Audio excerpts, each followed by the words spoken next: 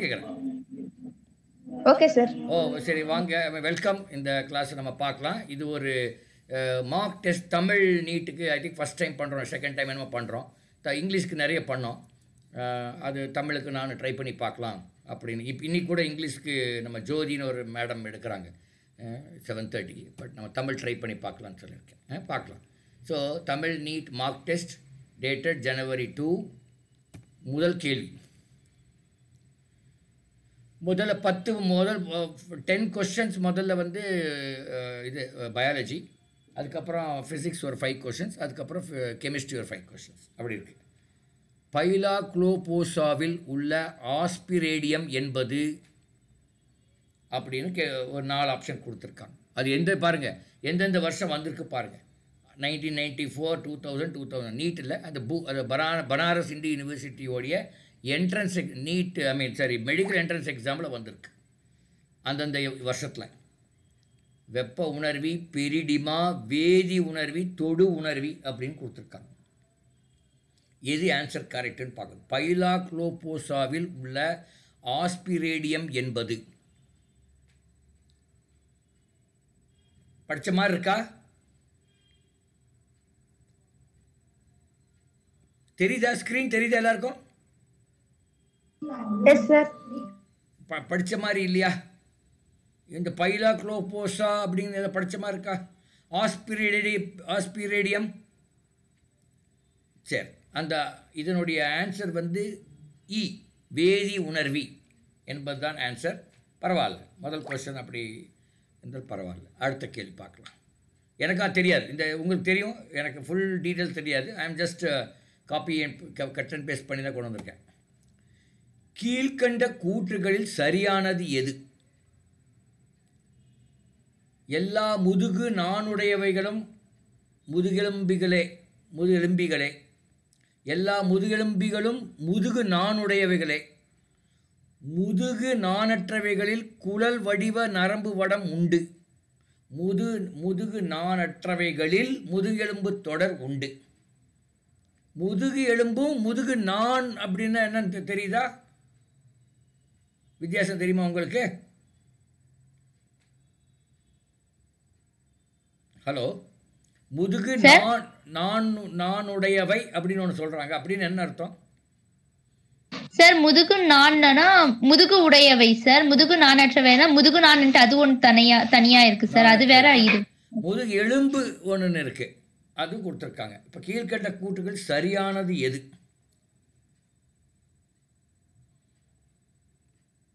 நல்லா ஒரு முறை 2 முறை நம்ம கரெக்டாக தெரிய வேண்டிய அவசியம் இல்லை, நீங்கள் கெஸ் பண்ணலாம். எல்லா முதுகு நாணுடையவும் முதுகெலும்பிகளே. எல்லா முதுகெலும்பிகளும் முதுகு நாணுடையவைகளே. முதுகு நாணற்றவைகளில் குழல் வடிவ நரம்பு வடம் உண்டு. முதுகு நாணற்றவைகளில் முதுகெலும்பு தொடர் உண்டு அப்படின்னு கேட்குறாங்க. இது உங்கள் புக்கில் இருக்கு. I have not taken anything outside your book.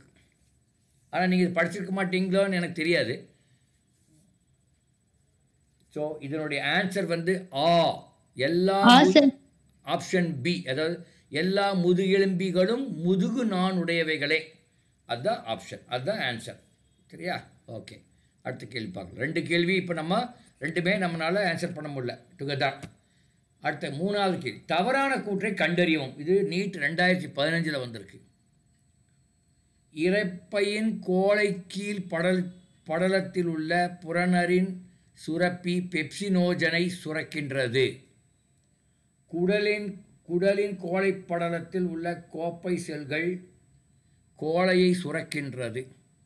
இரைப்பை கோழை படலத்தில் உள்ள ஆக்சின்டிக் செல்கள் HCl சுரக்கின்றது, ஹைட்ரோக்ளோரிக் ஆசிட். கணையத்துள்ள அசினி கார்பாக்சி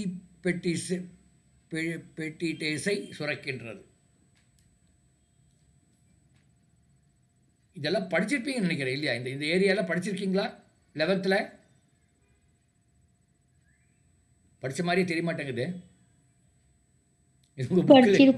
புக்கில் இருக்குதானே? கோப்லெட் செல்ஸ், ஆக்சின்டிக் செல்ஸ், இதெல்லாம் உங்கள் புக்கில் இருக்கிறதா எடுத்திருக்கேன். நானாக ஒன்று புதுசாக தயாரிக்கலை. இதனுடைய ஆன்சர் வந்து ஏ, தட் இஸ் இரைப்பையின் கோலை கீழ் படலத்தில் உள்ள புறநரின் சுரப்பி பெப்சினோஜனை சுரக்கின்றது. அதுதான் ஆப்ஷன் ஆ. அந்த ஆப்ஷன் தான் கரெக்டான ஆன்சர். ஓகே, இது எங்கே இருக்குன்னு சொல்லட்டுமா? உங்கள் 11th புக்கில் கடைசியில் ஒரு 60-70 கேள்வி கொடுத்துருக்காங்க இல்லையா? ஹலோ, சொல்லுங்க சார். 11th புக்கில் கடைசியில் ஒரு ஒரு செட் ஆஃப் கேள்வி கொடுத்துருக்காங்க, தெரியுமா? Yes sir. ஒரு 60-70 கேள்வி ஆப்ஷன் கொடுத்துருக்காங்க. பார்த்துருக்கீங்களான்னு கேட்குறேன். என்ன உஷா, பார்த்ததே இல்லையா? படிச்சிருக்கோம் சார். பார்த்திருக்கோம் சார். ஆனா படிச்சிருக்கீங்க, ஆனால் ஞாபகம் தான் வரல. ஓகே, சரி. அதுலேருந்து எடுத்தது தான் இந்த கேள்விகள்லாம். ஓகே, அடுத்து கொஸ்டின் நம்பர் 4. நீட் 2016 வந்திருக்கு பாருங்க. கணைய நீர் மற்றும் பைகார்பனேட் உற்பத்தியை தூண்டும் ஹார்மோன். கணைய நீர் மற்றும் பைகார்பனேட் உற்பத்தியை தூண்டும் ஹார்மோன் எதுன்னு கேட்குறாங்க. கோலிசிஸ்டோகைனின் மற்றும் secretin sir. First option sir. First option அவங்க சொல்கிறாங்க. அது கரெக்டாக இருக்குமா? மற்ற 2 பேர் கமெண்ட் பண்ணுங்க, எதா இருக்கும். அவங்க ஃபர்ஸ்ட் ஆப்ஷன் சொல்லியிருக்காங்க. கரெக்டாக இருக்குமா?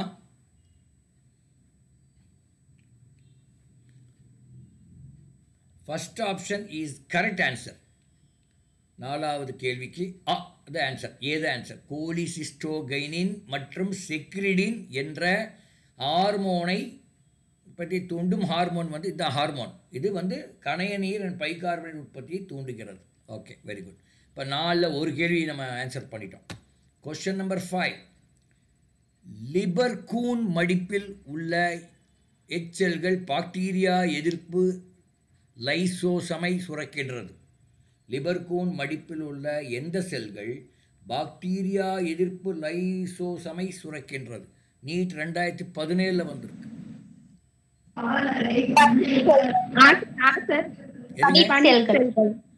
என்னம்மா? First option sir. பனீட் செல்கள் அப்படின்னு சொல்றீங்க. எத்தனை பேர் பனீட் செல்கள் சொல்றீங்க? அவுட் ஆஃப் 3 எத்தனை பேர் சொல்றீங்க? நானும் அதான் சார் சொல்றீங்க. நீங்களும் சொல்றீங்க, உஷா சொல்றாங்க, அவங்களும் சொல்றாங்களா? அத்தையா நீங்களும் சொல்றீங்களா? அவங்க இல்ல சார். அவங்க இல்ல சார். சரி சரி, ஓகே, கரெக்ட். அது கரெக்டான இதுதான். ராஜா, நான் அப்புறம் பேசிட்டுங்களா? ஒரு கிளாஸ்ல இருக்கேன். Okay okay okay okay. So இந்த பர்த்டே வந்ததுலேருந்து எனக்கு தொந்தரவு பண்ணுறாங்க. அதுக்கு தான் கூப்பிட்டுருப்பாங்க. சிங்கப்பூர்லேருந்து கூப்பிடுறாரு என்னோட நண்பர். பனீட் செல்கள் என்பது சரியான விடை. 2 சொல்லிட்டோம். 5ல் 2 சொல்லியாச்சு.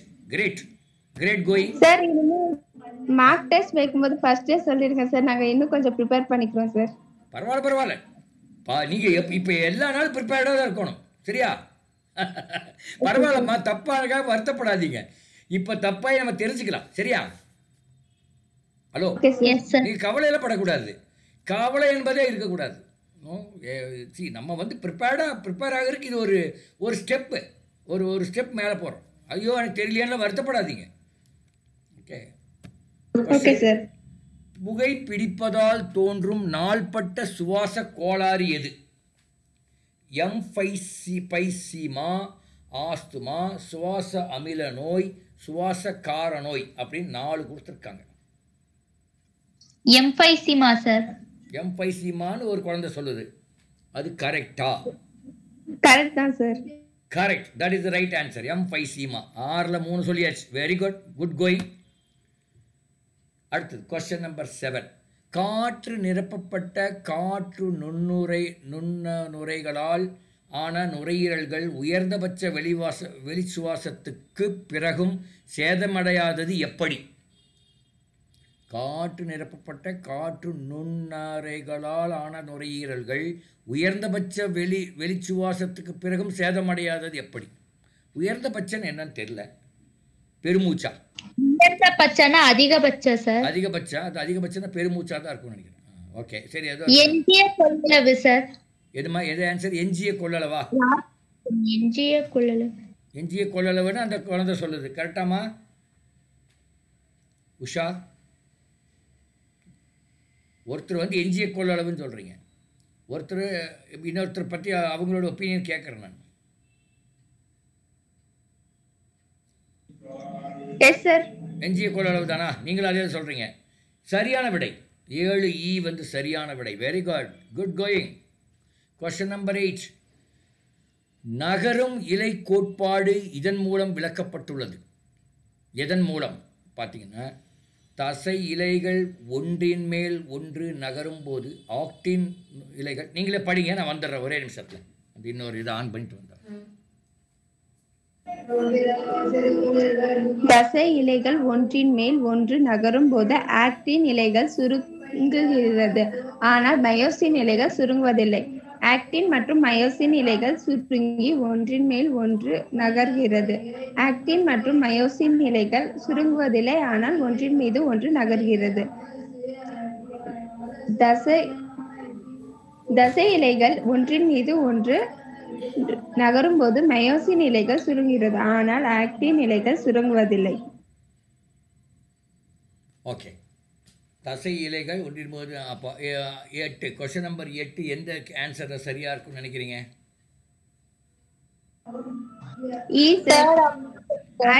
ஆக்டின் மற்றும் மயோசின் இலைகள் சுருங்குவதில்லை, ஆனால் ஒன்றின் மீது ஒன்று நகர்கிறது என்பது சரியான விடை. Very good, good going. So எல்லாம் தெரிஞ்சுதான் வச்சுருக்கீங்க.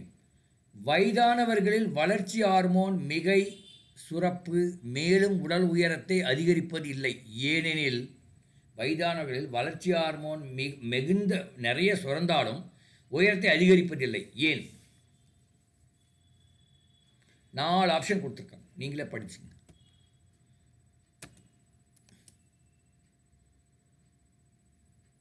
விடலை பருவத்துக்கு பிறகு எபிபைசிஸ் தட்டுகள் மூடுகிறது. வயதானவர்கள் எலும்புகள் வளர்ச்சி ஹார்மோனுக்கான உணர்வுகளை இழக்கிறது. பிறந்த பிறகு தசைநார்கள் வளர்வதில்லை. வயதானவர்கள் வளர்ச்சி ஹார்மோன் செயலற்றதாக மாறுகிறது. சொல்லுங்க, வந்துடுற ஒரே நிமிஷத்தில்.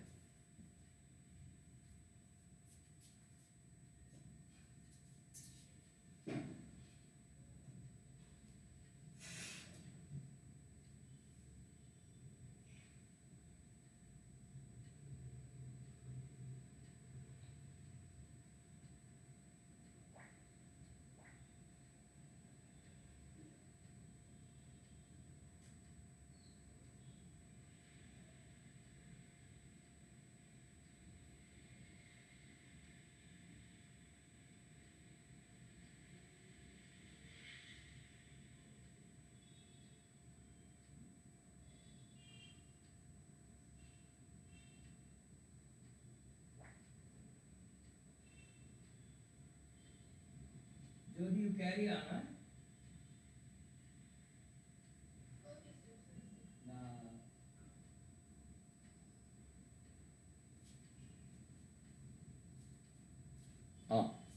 வயதான ஒரு நிமிஷம், இன்னொரு கிளாஸ் நடந்துட்டு இருக்கா, அது அந்த சத்தம் வந்துடக்கூடாது உங்களுக்கு. இதில் எது answer? Question number 9. First option. விடலை பருவத்துக்கு பிறகு எபிபைசிஸ் தட்டுகள் மூடுகிறது. அது கரெக்டா? கரெக்டா தான் சொன்னேன். Yes, correct. Question number 9 option ஆ, ஏ தான் ஆப்ஷன். Correct, very good. இதுவரை நம்ம முதல் 3 சொல்லலை. முதல் 3 ஐ திங்க் தூங்கிட்டீங்கன்னு நினைக்கிறேன். மறுபடியும் அது பார்ப்போம். Question number 10.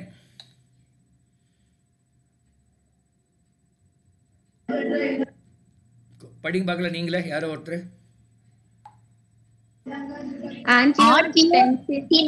எனும் புரதத்தை உற்பத்தி செய்து சுரப்பது டேஷ்.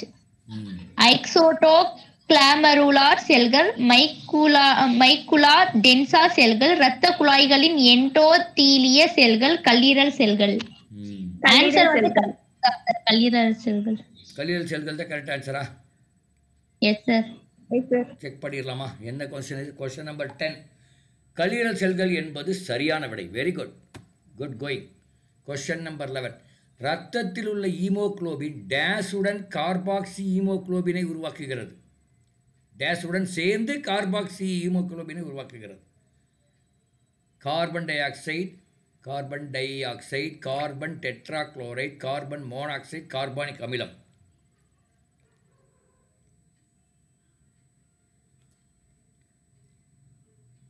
இரத்தத்தில் ஈமோக்ளோபின் டேஷுடன் சேர்ந்து கார்பாக்சி ஈமோக்ளோபினை உருவாக்குகிறது. எதா இருக்கும் ஆன்சரு?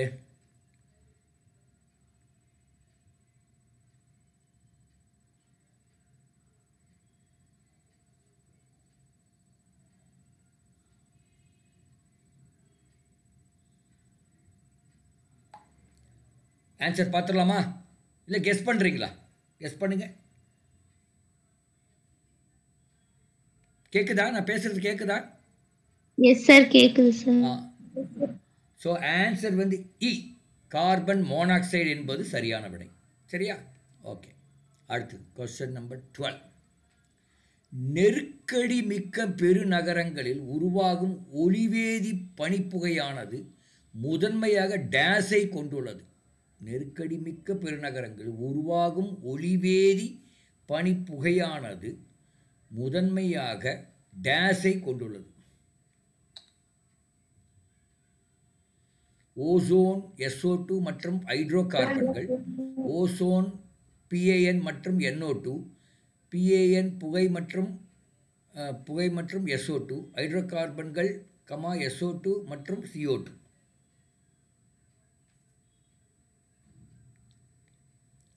PAN என்னன்னு தெரியலையே. நைட்ரஸ் ஆக்சைடு அது NO2னா, சல்ஃபர் டை ஆக்சைடு SO2ன்னு சொல்லலாம். Ozone, okay, pan. Okay, the correct answer for this is B. ரெண்டாவது ஆப்ஷன் தான் கரெக்ட் ஆன்சர். சரியா? ஓகே. Question number 13. பின்வரும் சேர்மங்களில் அதிக கொதிநிலை உடைய சேர்மம் எது? அதிக கொதிநிலை என்னென்ன மெல்டிங் பாயிண்ட், அதிக மெல்டிங் பாயிண்ட் உள்ள சேர்மம் எது? கொஸ்டின் 13.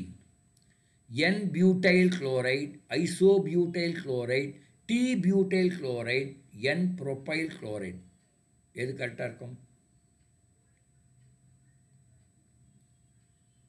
13வது கேள்வி. A is the answer. First option, N-butyl chloride என்பது சரியான விடை. அடுத்தது 15. CX பிணைப்பானது இவற்றில் வலிமையாக உள்ளது. C-X பிணைப்பானது இவற்றில் வலிமையாக உள்ளது.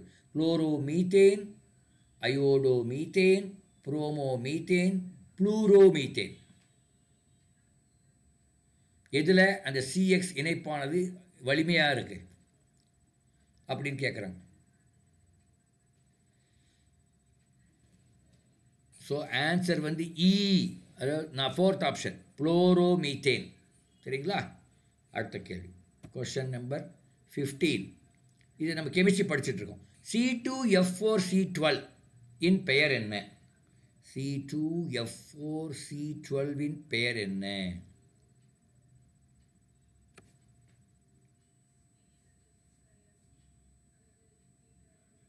C2F4C12 இன் பெயர் என்ன? ஃப்ரியான் 114. ஆமாம், ஃப்ரியான் 114 என்பது சரியான விடை. Okay, very good. அடுத்த கேள்வி. கொஸ்டின் 16. புவியினை சுற்றும், இது ஃபிசிக்ஸு. கொஸ்டின் 16லேருந்து, புவியினை சுற்றும் துணைக்கோளின் இயக்க ஆற்றல் நிலையாற்றலுக்கு சமம், நிலையாற்றலை விட குறைவு, நிலையாற்றலை விட அதிகம், சுழி. சுழி என 0. சுழி சார். புவியினை சுற்றும் துணைக்கோளின் இயக்க ஆற்றல், இயக்க ஆற்றல்னா கைனடிக் எனர்ஜின்னு நினைக்கிறேன் இங்கிலீஷில். அது நிலை ஆற்றலுக்கு சமம், நிலையாற்றலை விட குறைவு, நிலையாற்றலை விட அதிகம், சுழி. தமிழில் வந்து கைனடிக் எனர்ஜின்னு பேர் இயக்க ஆற்றல், இங்கிலீஷில் அந்த இந்த இதுக்கு பொட்டன்ஷியல் எனர்ஜின்னு பேர் அந்த நிலையாற்றலுக்கு. இப்போ எதாக இருக்குன்னு பார்க்கலாம். 16 வந்து பி, நிலையாற்றலை விட குறைவு. புவியினை சுற்றும் துணைக்கோள் இயக்க ஆற்றல் வந்து நிலையாற்றலை விட குறைவு. அடுத்து 17. புவியினால் உணரப்படும் சூரியனின் ஈர்ப்பு புலத்தின் எண் மதிப்பு ஆண்டு முழுவதும் மாறாது. ஜனவரி மாதத்தில் குறைவாகவும் ஜூலை மாதத்தில் அதிகமாகவும் இருக்கும். புவியினால் உணரப்படும் சூரியனின் ஈர்ப்பு புலத்தின் எண் மதிப்பு ஜனவரி மாதத்தில் அதிகமாகவும் ஜூலை மாதத்தில் குறைவாகவும் இருக்கும். பகல் நேரத்தில் அதிகமாகவும் இரவு நேரத்தில் குறைவாகவும் இருக்கும். ஈர்ப்பு புலத்தின் எண் மதிப்பு, அதாவது எண் மதிப்புன்னா அந்த மேக்னிடியூட் மட்டும் இல்லையா, அப்படி தான் அர்த்தம் நினைக்கிறேன். புவியினால் உணரப்படும் சூரியனின் ஈர்ப்பு பி என ஒரு குழந்தை சொல்லியிருக்குது. 17வது கேள்வி சி, ஜனவரி மாதத்தில் அதிகமாகவும் ஜூலை மாதத்தில் குறைவாகவும் இருக்கும் அப்படின்னு சொல்லியிருக்காங்க. நீங்கள் போய் எல்லாம் நீங்கள் உங்களுக்கு டவுட்டாக இருந்தால் செக் பண்ணிக்கலாம். Question 18. X மற்றும் Y என்ற இரு கம்பிகளை கருதுக. X கம்பியின் ஆரமானது Y கம்பியின் ஆரத்தைப் போல் 3 மடங்கு உள்ளது. அவை சமமான பளுவால் நீட்டப்பட்டால் Yயின் மீதான தகைவு Xயின் தகைவுக்கு சமம். Xயின் தகைவை போல் 3 மடங்கு இருக்கும்.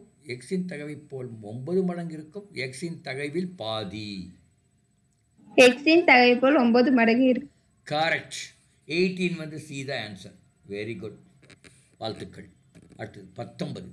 கம்பியின் வெப்பநிலை உயர்த்தப்பட்டால் அதன் யங் குணகம் என்ன ஆகும்னு கேட்டிருக்காங்க. மாறாது, குறையும், அதிக அளவு உயரும், மிக குறைவான அளவு உயரும். கம்பியின் வெப்பநிலை உயர்த்தப்பட்டால் அதன் யங் குணகம் என்ன ஆகும்? அந்த ஃபார்முலா வச்சு கண்டுபிடிக்கலாம். யங் குணகம் வர்ற ஃபார்முலா எதாவது பார்த்தீங்கன்னா டைரக்ட்லி ப்ரொபோர்ஷனலா இன்டைரக்ட்லி ப்ரொபோர்ஷனலா அப்படின்னு நீங்கள் பார்த்தா தெரிஞ்சு போயிடும். 1 பை கீழே வருதா இல்லை மேலேயே வருதான்னு தெரியும். கம்பியின் வெப்பநிலை உயர்த்தப்பட்டால் அதன் யங் குணகம் குறையும். அது ஆன்சர். Be the answer. குறையும் என்பது ஆன்சர். Question 2. வெப்பநிலை உயரும் போது திரவம் மற்றும் வாயுவின் பாகுநிலை முறையே அதிகரிக்கும் மற்றும் அதிகரிக்கும், அதிகரிக்கும் மற்றும் குறையும். அதாவது திரவமோட பாகுநிலை அதிகரிக்கும், வாயுவின் பாகுநிலை குறையும். 2வது ஆப்ஷன். குறையும் மற்றும் அதிகரிக்கும், குறையும் மற்றும் குறையும். வெப்பநிலை உயரும்போது அதிகரிக்கும் மற்றும் குறையும் சார். அப்படியா? நல்லா பாருங்க. வெப்பநிலை உயரும்போது திரவம் மற்றும் வாயுவின் பாகுநிலை முறையே குறையும் மற்றும் அதிகரிக்கும் அப்படின்னு. திரவத்துக்கு குறையும், வாயுவுக்கு அதிகரிக்கும் அப்படின்னு சொல்லியிருக்காங்க. ஆச்சா? ஸோ அதோட ஆன்சர்ஸ் மாதிரி இங்கே கொடுத்துருக்குறேன் பாருங்கள். 20C 19B அந்த மாதிரிலாம் கொடுத்துருக்கேன். ஸோ இந்த இதை அனுப்புகிறேன். இந்த அட்டவணையை, இந்த பிபிடி உங்களுக்கு அனுப்புகிறேன். இப்போ முதல் 3 கேள்வி நம்ம ஒன்றுமே நம்ம சொல்லலை, பார்த்துடலாமா? பைலோக்ளோபோசாவில் உள்ள ஆஸ்பிரேடியம் என்பது நம்ம வந்து ஈன்னு சொன்னோம், வேதி உணர்வி. இப்போ ஏதாவது உங்களுக்கு படித்த மாதிரி ஞாபகம் வருதான்னு பாருங்கள். Question 2 பார்க்கலாம். கீழ்கண்ட கூற்றுகள் சரியானது எது அப்படின்னு கேட்டிருக்காங்க. அடுத்து 3வது கேள்வி, தவறான கூற்றை கண்டறியவும் அப்படின்னு கேட்டிருக்காங்க. இந்த 3மே நமக்கு சரியாக நம்ம அட்டெம்ப்டே பண்ண முடியல. மற்றதெல்லாம் அட்டெம்ப்ட் பண்ணிங்க, அட்லீஸ்ட் தப்பு ரைட்டு இருக்குது, அது பரவாயில்ல. ஸோ மீண்டும் நம்ம இதே மாதிரி இன்னொரு மார்க் டெஸ்ட்லாம் சேரலாம். வாரத்துக்கு ஒரு மார்க் டெஸ்ட் வைக்கலான்ட்டு இருக்கேன். ஒரு இதில் ஃபிசிக்ஸில் ஒரு 5 கேள்வி, கெமிஸ்ட்ரியில் ஒரு 5 கேள்வி, பயாலஜியில் ஒரு 10 கேள்வி. சரியா? ஓகேவா? Okay sir.